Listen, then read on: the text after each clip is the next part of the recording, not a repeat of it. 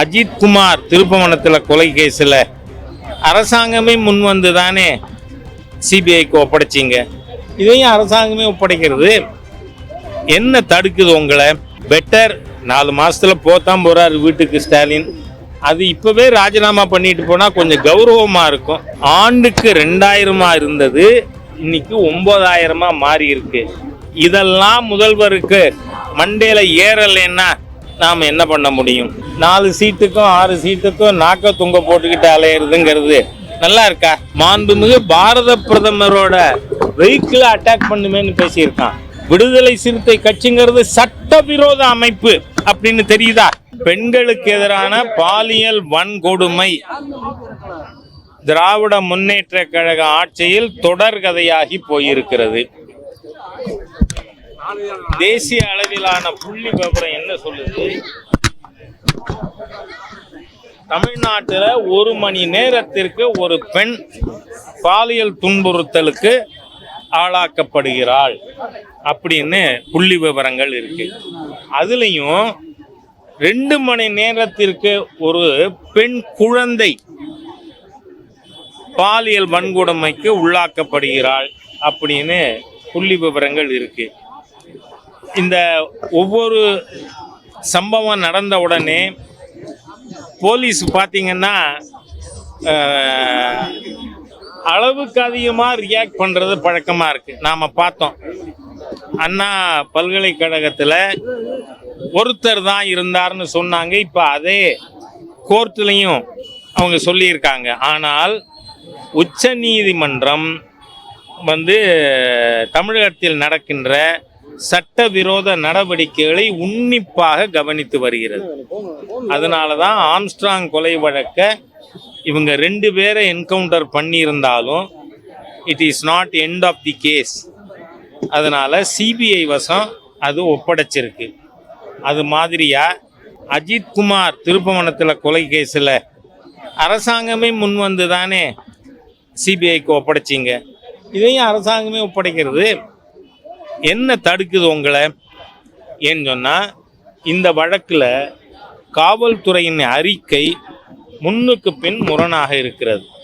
முதல்ல police report என்ன சொன்னாங்க? எங்களுக்கு 3 மணிக்கு தகவல் வந்தது அந்த ஆண் நண்பரிடம் இருந்து அப்படின்னு. ஆனால் கமிஷனர் என்ன சொல்லியிருக்காரு? எங்களுக்கு 11:20க்கு தகவல் வந்தது, நாங்கள் உடனே 11:35க்கு ஸ்பாட்டுக்கு போயிட்டோம்னு. எத்தனை பேர் போனான்னு சொல்லியிருக்காங்க? 100 பேர். ஆனால் ஏன் அந்த பெண்ணை உங்களால் அங்கே லொக்கேட் பண்ண முடியலை? அதனால் ஹோல் இஷ்யூ இஸ் மெஸ்ஸி. ஆகவே காவல்துறையினுடைய அறிக்கைகள் நம்பிக்கை தர்ற மாதிரி இல்லை. அதோடு மட்டும் இல்லாமல் 1 மணி நேரத்துக்கு ஒரு பெண் வன்கொடுமையா? ஏன்னா இவங்க ஆட்சிக்கு வரும்பொழுது ஆண்டுக்கே 2000 இருந்தது. 2021 திமுக ஆட்சிக்கு வரும்பொழுது ஒரு ஆண்டுக்கு பெண்களுக்கு எதிரான முறை சம்பவங்கள் 2000 இருந்தது. இப்போ இட் ஹஸ் கிராஸ்டு 9000. 1 மணி நேரத்திற்கு ஒரு வன்கொடுமையும் நடந்துருக்கு. ஆகவே பெட்டர் 4 மாசத்துல போத்தான் போறாரு வீட்டுக்கு ஸ்டாலின். அது இப்பவே ராஜினாமா பண்ணிட்டு போனா கொஞ்சம் கௌரவமா இருக்கும் அப்படின்னு கேட்டு. ஹரியானா தேர்தலில் பிரச்சனையும் கையில் கிடைக்காதவர்கள் தான் சட்ட ஒழுங்கு பிரச்சனையை கையில் எடுத்துட்டு இப்படி ஆர்ப்பாட்டம் போராட்டம் பண்ணிட்டு இருக்கிறாங்க. இதே வேலையை தான் செஞ்சுட்டு. நான் என்ன சொல்றேன், என்னைக்குமே புள்ளி விவரங்கள் பேசும். தமிழ்நாட்டில் இந்த 4.5 ஆண்டு ஸ்டாலின் அரசாங்கத்தில் 6700 படுகொலைகள் நடந்திருக்கு. லாக்அப் டெத்து 24 திருப்பவனத்தில் நடந்தது. பெண்களுக்கு எதிரான வன்கொடுமைகள் ஆண்டுக்கு 2000 இருந்தது, இன்னைக்கு 9000 மாறி இருக்கு. இதெல்லாம் முதல்வருக்கு மண்டேல ஏறலைன்னா நாம் என்ன பண்ண முடியும்? வெட்கக்கேடானது. ஏன்னா ஏதோ 4 சீட்டுக்கும் 6 சீட்டுக்கும் நாக்க துங்க போட்டுக்கிட்டு அலையிறதுங்கிறது நல்லா இருக்கா? நான் என்ன சொல்கிறேன், முதல்வராக இருக்கிறவர் கொஞ்சம் நிதானமாக பேசணும், சரியான வார்த்தை பிரயோகிக்கணும். இது ஸ்பெஷல் இன்டென்சிவ் ரிவிஷன்கிறது முதல் தடவை நடக்குதா? இதுவரை 10 முறை நடந்திருக்கிறது. கடைசியா 2003 நடந்தது. அதுக்கப்புறம் 197 தொகுதி, மீதி 37 தொகுதி 2005 நடந்தது. ஸோ பீரியாடிக்கலாக நடக்கக்கூடிய ஒரு எக்ஸசைஸ். சீஃப் எலெக்ஷன் கமிஷனர் 12 மாநிலத்துக்கு சேர்த்து சொல்லியிருக்கார். அதுக்கு ப்ரொசீஜர் அறிவிச்சிருக்கார். நீங்கள் உங்கள் கட்சிக்கு BLA 2 திமுகக்கு இருக்கா? BLA 2 காங்கிரஸுக்கு இருக்கா? BLA 2 சூனா வெங்கடேசன் அவரோட கட்சி பேர் என்ன? கம்யூனிஸ்ட். அதுக்கு இருக்கா BLA 2? அவங்கெல்லாம் என்ன பண்ணுறாங்க? உங்களை ஒழுங்காக வேலை பார்க்க சொல்லுங்க. என்ன அரசாங்கம் வந்து டிரான்ஸ்பரண்ட்டாக இந்த இஷ்யூவை அணுகுது. எலெக்ஷன் கமிஷனுங்கிறது ஒரு இண்டிபெண்டன்ட் ஸ்டாச்சுட்டரி பாடி. நீங்கள் கட்சிக்கு அங்கீகாரம் வாங்கும் பொழுது வந்து நாங்கள் தேர்தல் கமிஷனுடைய விதிமுறைகளுக்கு உட்பட்டு நடப்போம்னு சொல்லி அஃபிடவிட் கொடுத்து தான் திமுக ரெகக்னிஷனே வாங்கியிருக்கீங்க.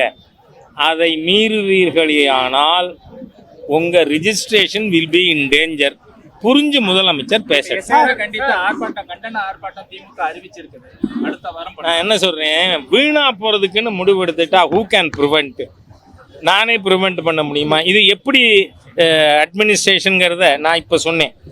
அதாவது இந்த மதுரையில் VCK கூட்டம் போட்டு மாண்புமிகு பாரத பிரதமரோட வெஹிக்கிளை அட்டாக் பண்ணுமேன்னு பேசியிருக்கான். மதுரை காவல்துறை என்ன பண்ணிக்கிட்டு இருக்கு? ஏன் அந்த நபரை இன்னும் கைது பண்ணல? விடுதலை சிறுத்தை கட்சிங்கிறது சட்டவிரோத அமைப்பு அப்படின்னு தெரியுதா? ஏன்னா பிரதமரோட வண்டியை தாக்கவேன்னு சொல்கிற மாதிரி சட்டவிரோதம் தானே. அதனால சொல்கிறேன், இதை நீங்களும் புரிஞ்சு கொண்டு மக்கள்கிட்ட கொண்டு போவீங்க. சுகாதாரமற்ற மாநகரமாக வந்து மதுரை அறிவிச்சிருக்கு. தமிழக அமைச்சர் PTR பழனிவேல் தியாகராஜன் என்ன சொல்றாருன்னா, எதிர்கட்சியா இருந்தப்போ கூட என்னோட தொகுதி வந்து நல்லா இதா இருந்துச்சு, இந்த பிரச்சனையில் சரி செய்யப்பட்டுச்சு. அது உண்மைதான்.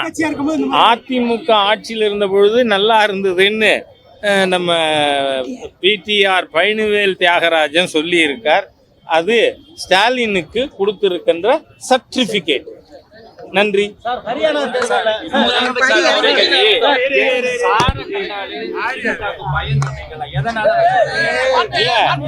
நீங்க அந்த மா சுப்பிரமணியம் ஃப்ரெண்டா அண்ணா யூனிவர்சிட்டி ஞானசேகரன், ஏன்னா மா சுப்பிரமணியத்தோட படம் நிறைய பார்த்துருக்கேன் நான்.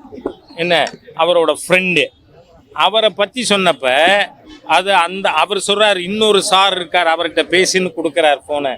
அப்போ வந்து இல்லை அந்த சாரெல்லாம் இல்லை அப்படின்னு சொன்னாங்க.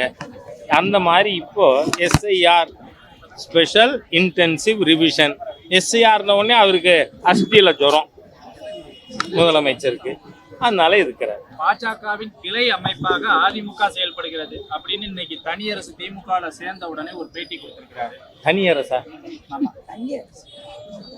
யார் இப்ப? நம்ம வருதானே PH பாண்டியன். யோ நீங்க தனியரசு. நீங்க நான் என்ன சொல்றேன், திமுகவுக்கு போனா அடிமை சாசனம் கையெழுத்து போட்டுட்டு தான் உள்ள போகணும். அதனால என்ன அதை பற்றி நாம ஜாஸ்தி கவலைப்பட வேண்டாம். நன்றி. நன்றி சார்.